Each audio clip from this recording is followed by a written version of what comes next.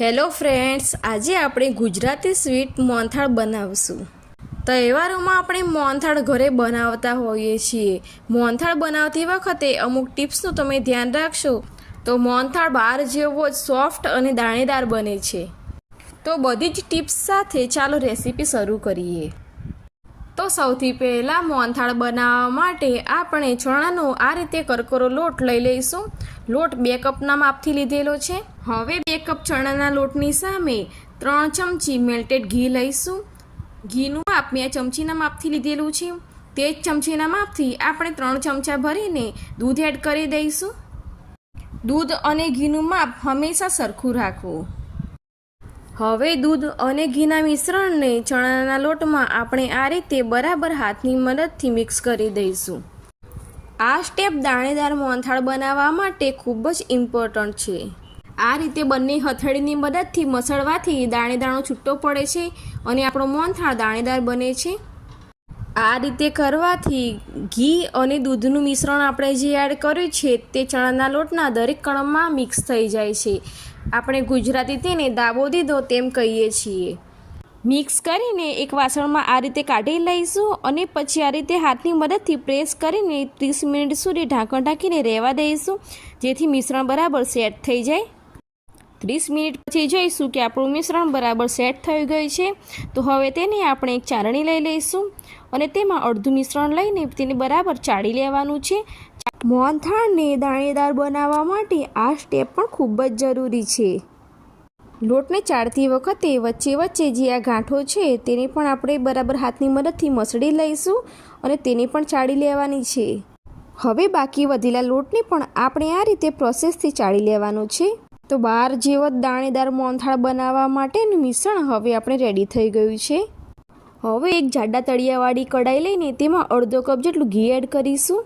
ઘી થોડું ગરમ થાય એટલે આપણે જે ચણાના લોટનું દાણેદાર મિશ્રણ બનાવ્યું છે તેને એડ કરી દઈશું અને ચમચાની મદદથી તેને આ રીતે સતત ધીમા તાપે હલાવતા રહીશું।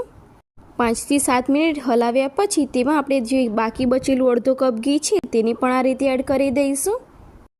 આ મિશ્રણને આપણે એકદમ સ્લો ફ્લેમ ઉપર સતત હલાવ્યા કરવાનું છે, નહીં તો તેનું મિશ્રણ તળિયે ચોંટી જશે। શરૂઆતમાં બધું ઘી એબ્ઝોર્બ થઈ જશે, પણ હવે જેમ તમે ધીમે ધીમે હલાવતા જશો તેમ ઘી છૂટું પડતું જશે। આ રીતે હલાવતા લગભગ 12 થી 15 મિનિટ જેટલો સમય થઈ ગયો છે અને આપણું બેટર પણ એકદમ લાઇટ અને ફ્લફી થઈ ગયું છે।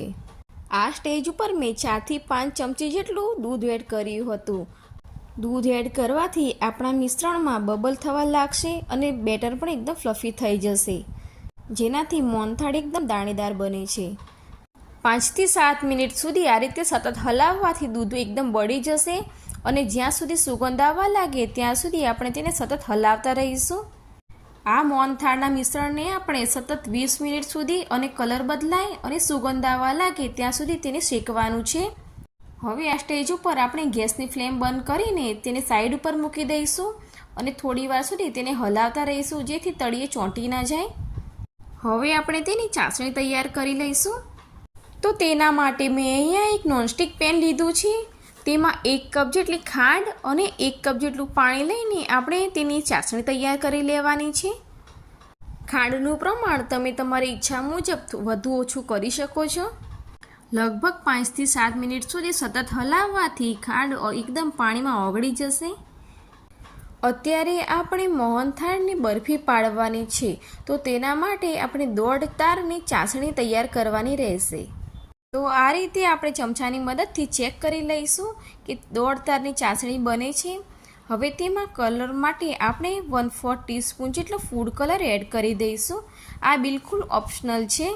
હવે ગેસની ફ્લેમ બંધ કરીને આ ગરમ ચાસણીને સીધા મિશ્રણમાં એડ કરી દઈશું અને બરાબર હલાવી દઈશું। હવે ચમચાની મદદથી તેને બરાબર હલાવતા રહીશું। જેમ જેમ મિશ્રણ ઠંડુ થતું જશે તેમ તેમ મિશ્રણ ઘટ થતું જશે।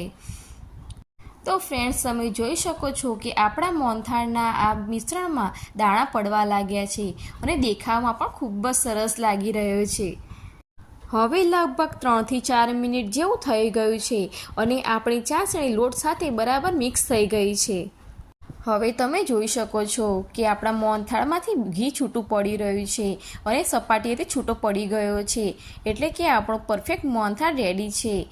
તો હવે મોહનથાળની બરફી જમાવવા માટે એક ટીનમાં આ રીતે બટર પેપર મૂકીને મોહનથાળના બેટરને આ રીતે ઢાળી દઈશું.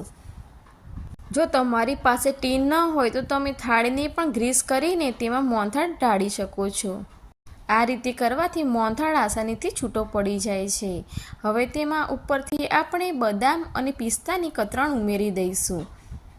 તો ફ્રેન્ડ્સ, તમે દેખાવમાં પણ જોઈ શકો છો કે આપણો મોહનથાળ ખૂબ જ સરસ લાગી રહ્યો છે. હવે આપણે તેને 2 કલાક સુધી સેટ થવા મૂકી દઈશું. હવે 2 કલાક પછી આપણે જોઈશું તો આપણો મોહનથાળ બરાબર સેટ થઈ ગયો છે. તો હવે તેને સરખે ભાગે આપણે ટુકડા કરી લેવાના છે. તો તમે જોઈ શકો છો કે આપણે સરખા ભાગ કર્યા છે અને આપણો મોહનથાળ હવે રેડી છે. તો પરફેક્ટ કંદોઈની દુકાન જેવો જ અને મોઢામાં મૂકતા જ ઓગળી જાય તેવો સોફ્ટ અને દાણેદાર મોહનથાળ આપણો રેડી છે. તો ફ્રેન્ડ્સ, તમને જો મારી રેસીપી પસંદ આવી હોય તો મારી ચેનલને લાઇક, શેર અને સબસ્ક્રાઈબ જરૂરથી કરજો.